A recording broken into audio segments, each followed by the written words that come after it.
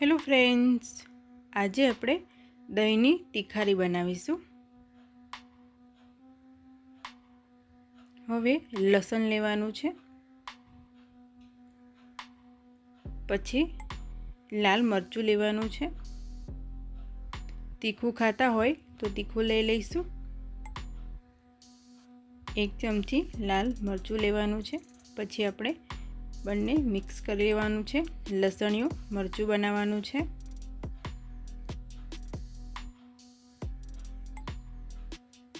Video પસંદ આવે તો તમે પણ જરૂરથી ટ્રાય કરજો।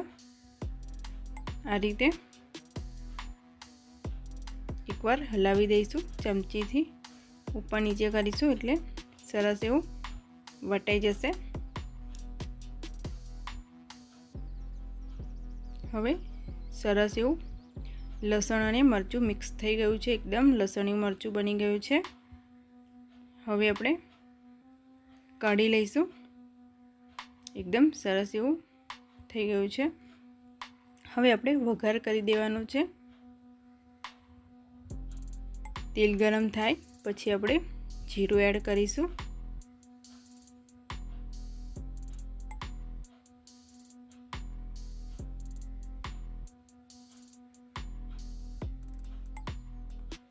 મારી ચેનલ ઉપર નવા આવ્યા હોય તો લાઈક અને સબસ્ક્રાઈબ જરૂરથી કરી દેજો।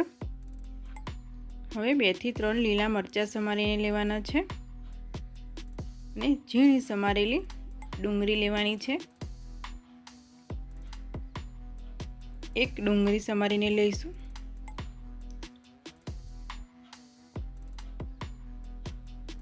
અને બરાબર મિક્સ કરી લેવાનું છે। ડુંગળીને સાતળવાની છે। હવે સરસ એવી સાતળાઈ ગઈ છે। હળદર એડ કરીશું અને લસણિયું મરચું હવે એડ કરવાનું છે। પહેલાં એડ કરીએ તો બળી ના જાય એટલા માટે। હવે ગેસ એકદમ ધીરો રાખવાનો છે, બળી જાય પછી એનો સ્વાદ નહીં આવે એટલે।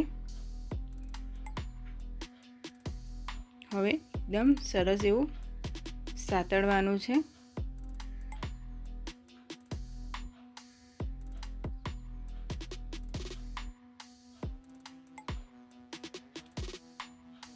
બધું સરસ એવું લસણી મરચું અને ડુંગળી ગ્રેવી મિક્સ થઈ ગયું છે, એકદમ ગ્રેવી બની ગઈ છે। સ્વાદ અનુસાર મીઠું લઈ લઈશું।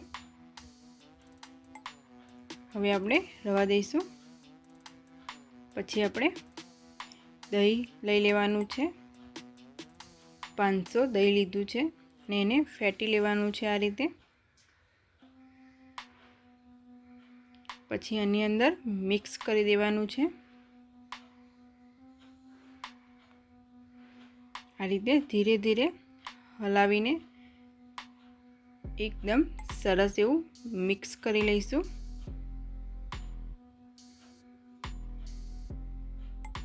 પાણી નથી રેડવાનું, નહીં તો દહીં અને પાણી અલગ પડશે।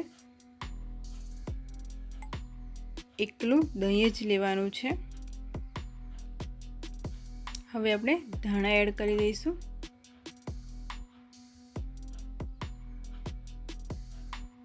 દહીંની તિખારી બનીને રેડી થઈ ગઈ છે।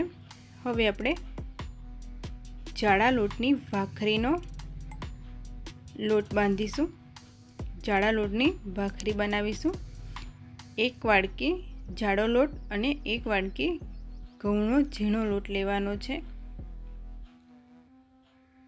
સ્વાદ અનુસાર મીઠું લેવાનું છે અને મોવન એડ કરી દઈશું।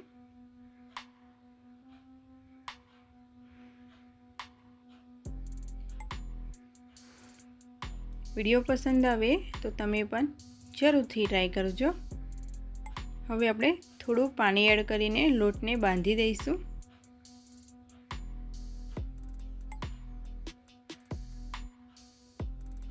થોડું પાણી એડ કરીને લોટ બાંધવાનો છે।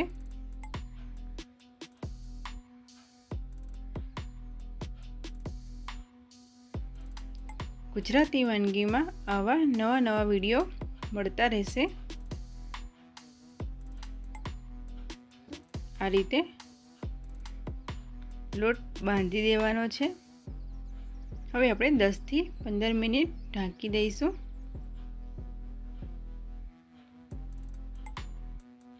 સરસ એવો લોટ પલળી ગયો છે। તેલ લઈને મસળી દેવાનો છે।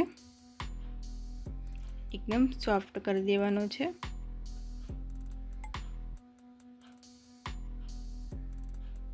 હવે એના ગુલ્લા પાડી દઈશું ભાખરી કરવા માટે।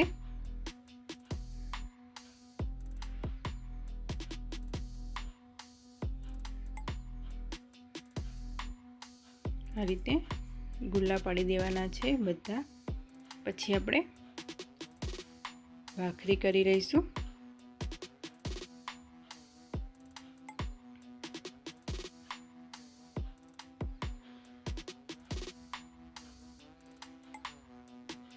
ધારો ફાટે નહીં એ જ રીતે આપણે ભાખરીને બનાવી દેવાની છે। ઘઉંનો લોટ એડ કરીશું એટલે એની આજુબાજુની ધારો નહીં ફાટે।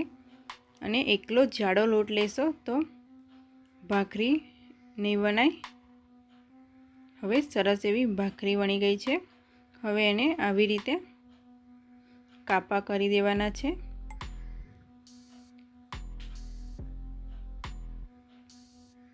હવે શેકી લઈશું।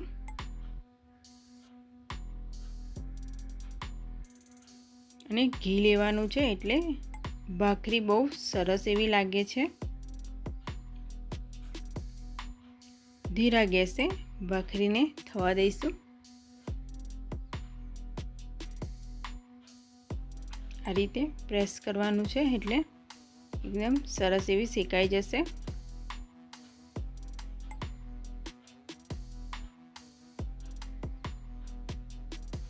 મારી ચેનલ ઉપર નવા આવ્યા હોય તો લાઈક અને સબસ્ક્રાઈબ જરૂરથી કરી દેજો।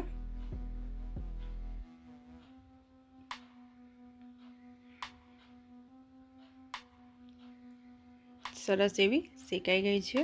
હવે આપણે બીજી બાજુ શેકી લઈશું।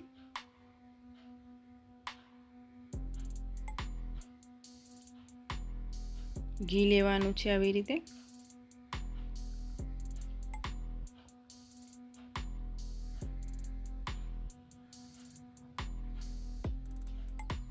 આવી જ રીતે તમે પણ જરૂરથી ટ્રાય કરજો।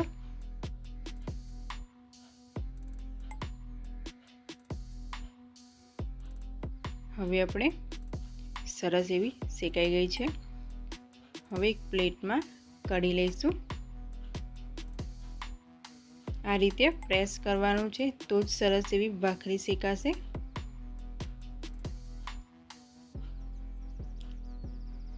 હવે આપણે તીખારી અને ભાખરી બનીને રેડી થઈ ગઈ છે। ફરી એક નવા વિડીયો સાથે મળીશું।